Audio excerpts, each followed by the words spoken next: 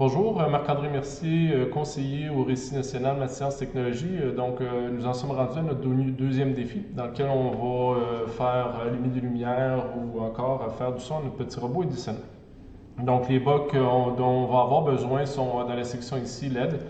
Donc, on peut avoir deux principaux blocs, soit pour faire allumer la lumière de gauche ou la lumière de droite, ou encore l'éteindre. Donc, ces deux blocs-là, on va tout simplement les sélectionner si on les veut allumer ou fermer dans la séquence de programmation qu'on veut utiliser.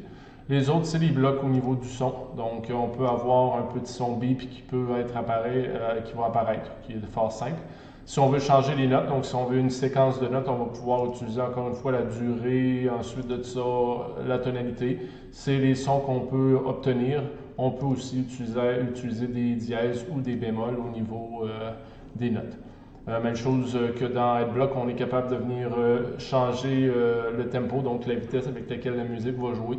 Donc, au lieu d'avoir 3 possibilités, on a 5 possibilités, de très lent jusqu'à très rapide.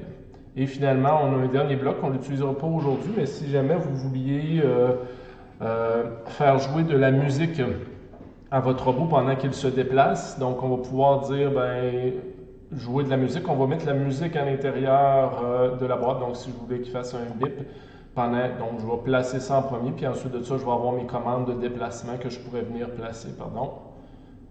Donc, je pourrais venir déplacer ici. Puis là, pendant qu'il va se déplacer, il va jouer la musique, lorsqu'on prend cette boucle-là pour faire jouer de la musique dans l'arrière-plan.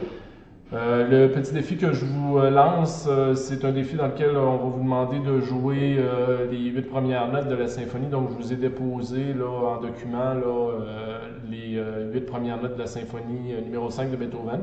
On va faire peut-être éteindre les lumières au début, ensuite de ça faire jouer la musique, puis une fois que la musique va être terminée, on va demander aux lumières d'allumer pendant peut-être 5 ou 6 secondes.